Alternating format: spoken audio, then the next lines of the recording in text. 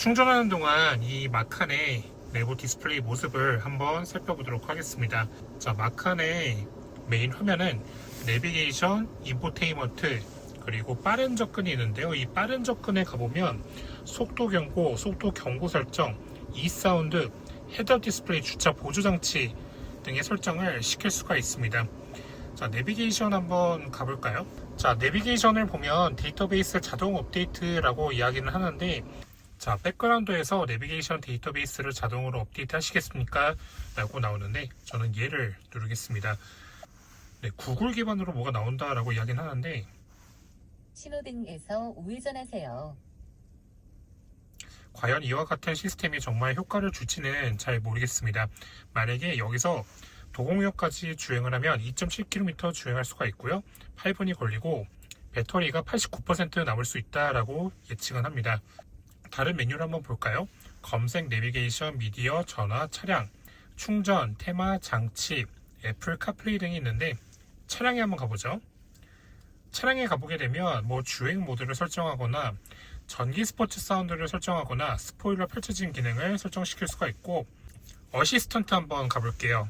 어시스턴트 가보면 보조 주행 리미터, 경사로 밀림 방지 컨트롤 등이 있는데, 추가 기능 한번 가볼게요. 추가 기능 가게 되면 속도 제한 위반 시 경고를 할 수 있는 기능을 실행시키거나 아니면 해제를 할 수가 있고요. 경고 및 브레이크 보조 장치 설정 아니면 해제, 차선 유지 보조 장치를 설정 아니면 해제시킬 수가 있는데, 마칸에 또 교차로 보조 장치가 있고요. 거리 경고 기능이 있고, 차선 변경 및 회전 지원 장치라는 게 있고, 피로 경고, 주의 집중 경고 기능 등이 있습니다. 자, 주행 기록을 또 살펴볼 수가 있고요. 지금 이 차가 충전 중이기 때문에 충전 중인 모습을 이와 같은 형태로 그래픽으로 잘 보여줍니다. 지금 제가 좌측에 있는 충전구를 통해서 완속 충전을 하고 있기 때문에 지금 이와 같은 그래픽이 나타나고 있는 게 확인이 되고요. 그리고 메뉴를 아래쪽으로 내리게 하면 전비, 거리, 주행시간, 평균 속도 등을 볼 수가 있습니다. 컴포트에 들어가게 되면 커뮤니케이션 라이트라는 게 있어요. 커뮤니케이션 라이트를 강하게 설정시킬 수가 있고, 보통 약함 설정시킬 수가 있는데, 환영 애니메이션이 있고, 나가기 애니메이션이 있고, 주행 모드 변경, 런치 컨트롤, 충전 프로세스, 차량 잠금 장치, 보이스 파일럿, 출구 경고 이런 기능들이 있는데, 자, 이런 라이트들은 우리가 다양한 상황에 접했을 때 이 라이트가 어떻게 반응하는지를 설명해주는 기능이라고 생각하면 될 것 같습니다. 주변 조명 보면 이렇게 투톤으로 설정을 시킬 수가 있군요. 다크 오렌지, 포피 레드 이런 기능들이 있고요. 화면 좀 넓혀보면 네, 이와 같은 형태로 투톤으로 앰비언트 라이트를 연출시킬 수가 있다라고 생각하면 될 것 같습니다. 네, 이런 기능들이 있고요. 또 디스플레이 설정 한번 가볼게요. 중앙 디스플레이 설정, 조수석 디스플레이 설정이 있는데, 조수석 디스플레이 밝기 설정을 하거나 이런 형태로 실행시킬 수가 있는데, 지금 실행이 가능할까요? 네, 조수석 디스플레이 지금 이 상황에서도 실행이 가능하군요. 자, 계기판 설정 한번 가볼게요. 계기판 설정 가게 되면 밝기 설정, 표시 범위 구성 등이 있고요. 맞춤형 보기가 있는데, 날짜, 충전 레벨, 배터리 온도, 시동 이후 평균 소모량 등을 볼 수가 있고, 전반적으로 이 디스플레이 UI가 기존 제가 탔던 타이칸과 비교했을 때 많이 부드러워진 게 보이고요. 만약에 제가 어두운 남색 계열로 설정을 하면 이 디지털 클러스터 뿐만 아니라 센터 패시아 그리고 조수석 디스플레이의 테마도 바뀌는데,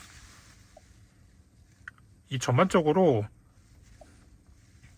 디스플레이 테마를 무려 10가지나 설정시킬 수가 있다는 게 매력 포인트 중에 하나라고 저는 생각이 듭니다. 공조 디스플레이라고 하기보다는 공조 햅틱 버튼이라고 해야 될 것 같습니다. 그래서 이렇게 온도를 이 레버를 통해서 올리거나 내릴 수가 있고요. 그리고 에어컨의 세기를 또 조절을 이와 같은 형태로 시킬 수가 있고, 지금 이 차는 통풍 시트도 있고요. 통풍 시트는 햅틱 반응이 나고, 열선 시트도 작동이 되고, 바로 아래쪽에는 음량을 조절할 수 있는 다이얼이 있습니다.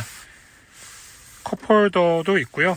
컵홀더 안쪽에는 별도의 수납 공간이 있는데 이쪽에 어떤 물품을 여러분들은 수납할 수 있을 거라고 생각을 하십니까? 자, 마칸의 지드 클러스터도 한번 살펴봐야 되겠죠? 지드 클러스터 기능을 공기압과 그리고 배터리 충전 상태 등을 볼 수가 있어요. 공기압이 상대적으로 좀 높은 편이네요. 지도 모드로 실행하거나 아니면 일반 모드, 주행 보조 모드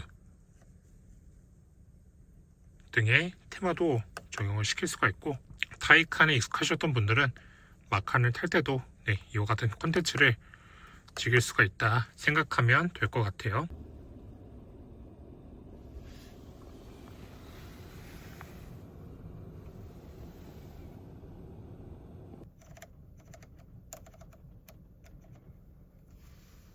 자, 마칸은 제가 멀리 떨어지면 이 차가 자동적으로 잠가집니다. 네, 멀리 떨어지니까 바로 차량이 스스로 잠그는 모습을 확인할 수가 있습니다.